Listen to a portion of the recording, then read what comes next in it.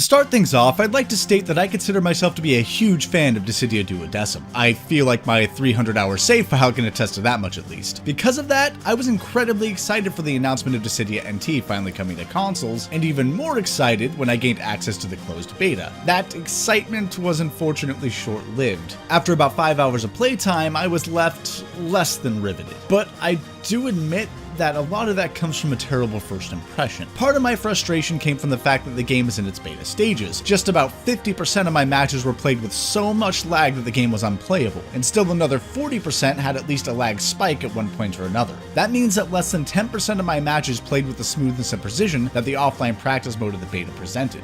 Now, I got that out of the way early because I know a lot of people are going to argue that it's unfair to judge the game on those merits, and that is true. This is just a beta release. It exists for this exact purpose, so that the devs can see how well the game handles network play and work to fix it. Technical issues can and likely will be fixed, which is great, but the core gameplay experience in itself still left me underwhelmed. The "it's only in beta" excuse doesn't really hold up anymore when I look at that aspect, because it's a product that has existed in Japanese arcades for almost 2 entire years now. There will not be fundamental changes to the core gameplay from this point forward. I can all but guarantee that. So it is with trepidation that I discuss my opinions on the gameplay as it stands in the beta. So, for those that don't know, the mechanics behind Dissidia NT's combat are based entirely on 2 types of attacks: bravery attacks and HP attacks. Bravery attacks are used to drain bravery from your enemies, lowering their count and raising your own. This is incredibly important because the higher your bravery is, the more damage you will do to your opponent when you use an HP attack.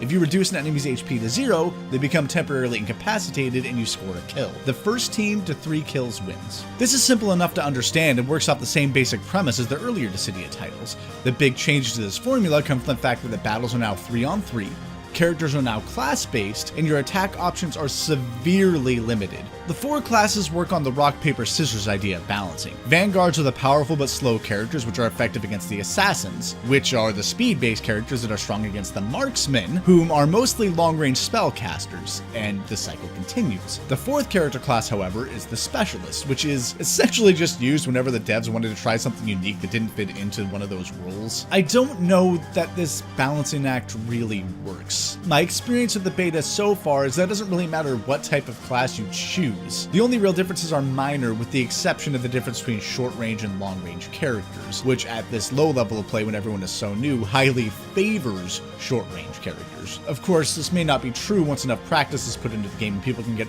a better feel for it, but I can only comment on the experiences I've had so far. These factors are supposed to work in tandem to force players into working as a team, and in the future, I can see that being a successful tactic, but it feels like the devs were trying so hard to force this teamwork angle that they neglected to make the simple act of controlling your character fun on its own merits. Ultimately, the only skill truly being tested so far in this game is spatial awareness, which is not made any easier thanks to the game's less than reliable camera and cluttered heads-up display. I found that the true road to success lay not with paying attention to the combat, but by staring in the upper right-hand corner at the radar. I'd like to once again point out that this likely won't be the case in higher level play, which is why everything I'm saying here leaves me feeling more uncertain than I generally am with my critiques. Multiplayer games live and die by their communities, and because this is a beta, there's very little I can actually dissect because it's new to everyone. It's not even a type of game that has become popular yet, at least in the West, and it leaves me frustrated. I wish I could give you guys a better take than I am. All I can really do at this point is, as I said, reflect on my experiences and more importantly, compare it to the old Dissidia games. You see,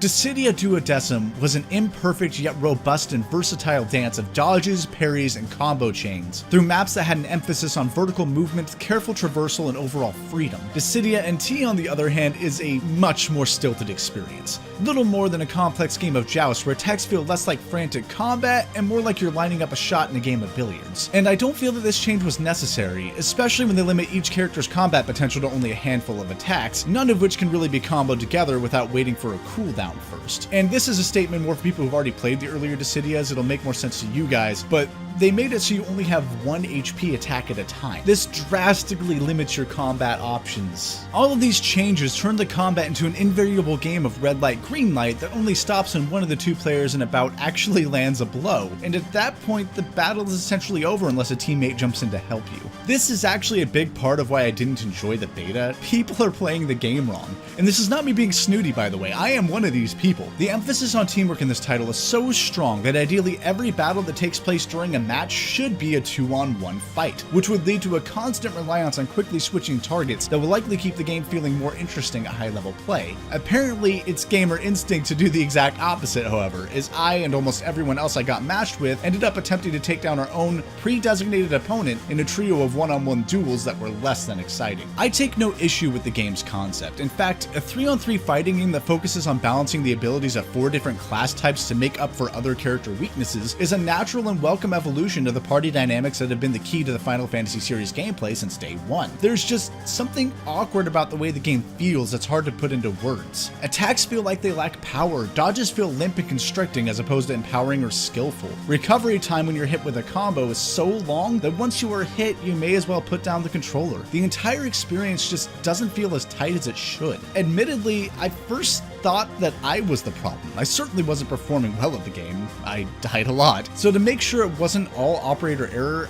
I went to the next best thing. J-Star's Victory vs. Plus is the only other game in this sort of arena combat subgenre that has been officially localized outside of Japan.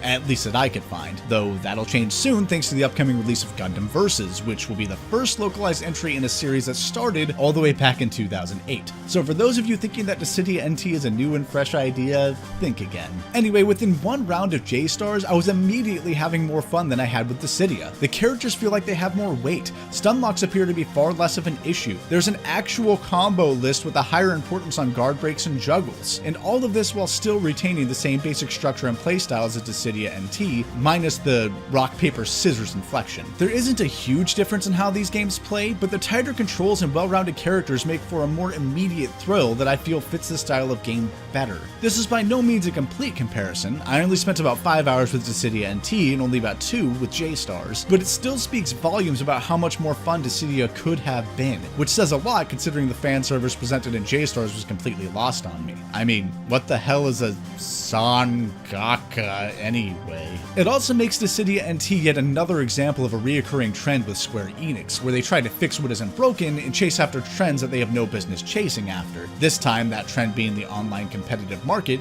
that's currently saturated with MOBAs and team-based shooters. I'm just not feeling it. I want to, but I'm not. I don't feel there's enough meat on the bones here to make for a fulfilling long-term experience, which admittedly goes hand in hand with its original design as an arcade game. It's supposed to be simple to grasp, easy to pick up and play, so a single credit will leave the player entertained. But it doesn't seem like it will have much in the way of staying power, which is concerning given that a key goal of the developer while making the game was to make something that would become an eSports staple, which I just don't see happening. From what little I understand of the competitive scene, and I admit this is very little as I'm far more interested in the actual development, design, marketing, and psychology with games over the competition of esports, this type of game is yet to catch on as a worldwide competitive draw. And while there is potential in the genre, I just don't think that Dissidia NT will be the game that changes everyone's mind. It lacks the combos, the precise timing, and limited movement space of 2D fighters that make every frame valuable. It also lacks the truly nuanced, ever-evolving strategies and micromanagement of RTS games. It doesn't even require the twitch reflexes or map memorization of an arena first-person shooter. My most optimistic prediction has this game being interesting for a few hours before most players move away from it and onto something else. Then again, Super Smash Bros. Has become an esports staple thanks in no small part to the stubbornness of its most dedicated fans, so who truly knows what the future will bring for Dissidia NT.